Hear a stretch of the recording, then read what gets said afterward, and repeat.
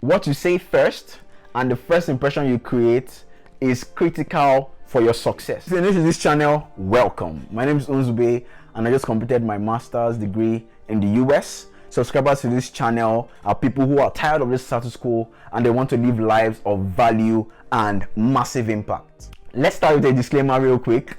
I'm not a consular officer, neither do I have any form of relationship whatsoever with the US Department of State Foreign Affairs. The points I'll be sharing with you in this video are solely based on my experience and research. Now that we've gotten that out of the way, let's jump right in. After my BSc in 2016, I started actively pursuing the whole idea of studying abroad in 2017. By December 2018, I had my first visa interview and I was denied. July 2019, I had the second, I was denied. December 2020, I had the third and I was denied. July 2021, I had the fourth and it was approved. The things I learned in the first three denials that helped me to be approved in the fourth is what I'm going to share with you in this video today. The first thing I learned is the 5 things the consular officer looks out for. The presumption of every consular officer is that you are a potential immigrant until you are able to prove otherwise. For you to prove otherwise, you must meet all the criteria listed by the State Department Foreign Affairs. Failure to meet one of those criteria, automatically you have to be denied. Now we'll jump on my system to see those criteria. An applicant applying for a student visa under that category must meet the following requirements to qualify for a student visa. Number 1, acceptance at a school as evidenced by a Form I-20. Number 2, intent to enter the United States solely for the purpose of pursuing a course of study at an approved institution. Number 3, present intent to leave the United States at conclusion of approved activities. Number 4, possession of sufficient funds to meet the individual's financial needs. Number 5, preparation for course of study. If an applicant fails to meet one or more of the above criteria, the appropriate ground of refusal is INA 214B, and that's the reason I was given every time I was denied. How to show each of these 5 things.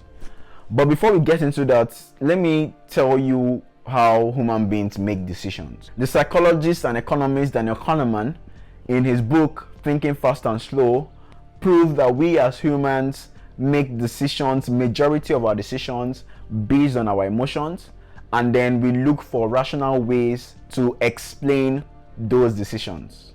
In this interview, you have 2 to 3 minutes to create an impression that will guide the consular officer's decision, which starts from the first minute of the interview. What you say first and the first impression you create is critical for your success.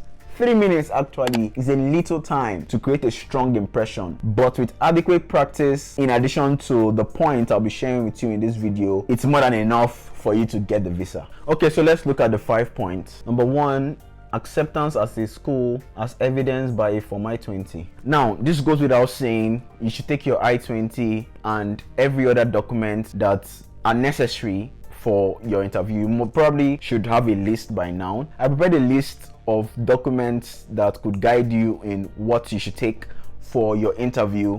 Get ready to screenshot them. So, ready to screenshot in 3, 2, 1.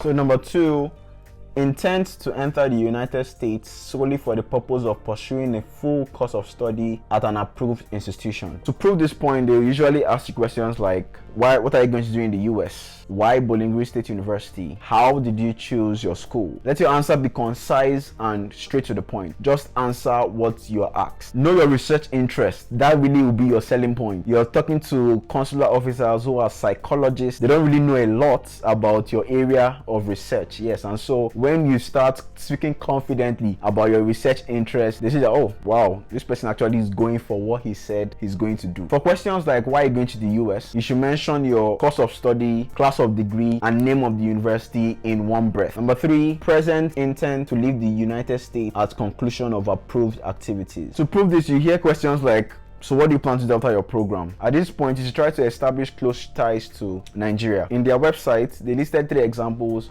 of how you can establish close ties with your home country. First, they said your job, next, your house, which you own, and then third, relationship with family and friends. Now, friends might not really work in Nigeria, but then the family should be like your spouse and children, not parents and siblings. Also, tie your responses to coming back to Nigeria. Usually, during the interview, as you're being asked questions, there'll be opportunities that you see where you can just chip in, and I'll come back to Nigeria before doing this and doing that and doing that. It builds it into the subconscious of the consular officer that this person is going to return. So number 4, possession of sufficient funds to meet the individual's financial need. If you have a deficit, you'll be asked questions like, so who will pay for the rest of your education? What does your sponsor do? You have to respond in such a way that the consular officer feels that they can handle it. Number 5, preparation for course of study. You may be asked questions like, how many universities did you apply to? When and where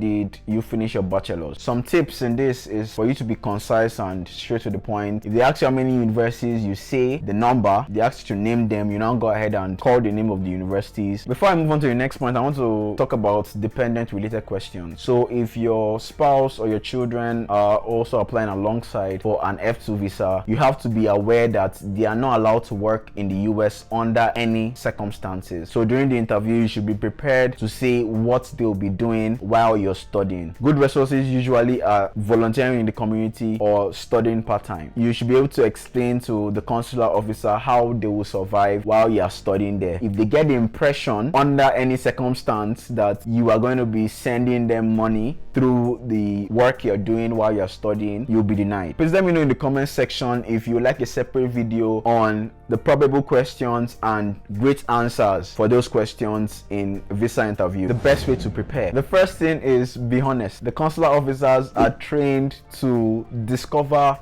dishonesty, and any slight impression of it will most likely be a denial. Be confident. You have to be confident.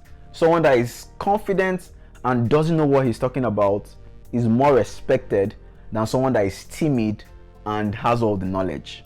You have to be confident. Practice your answers, but don't cram them. Write down probable questions and your responses. Then for each of those responses, have major points so you don't cram them. If you cram, you're most likely going to forget when you're under pressure. Watch your non-verbal cues. Smile, maintain eye contact. This is very important. Eye contact is synonymous with honesty over here. Maintain eye contact. Hand gestures also helps while you're talking. It also shows confidence. Fill your DS-160 accurately. The consulate usually goes through it before your interview, so it's good to fill it accurately. The final point in preparation is trust in God. Now, there are things you can control and there are things you can't control. As much as you can influence how the decision most likely is going to be for you, you can't control it. So you have to trust in God. If you found these 3 lessons really helpful, I'd like to invite you to give this video a like. Please smash the like button so that the algorithm will recommend this video to other people that are preparing for their visa interviews. Thank you very much. Thank you so much for watching. Please hit the subscribe button if you haven't already. I'll see you in the next one. Bye.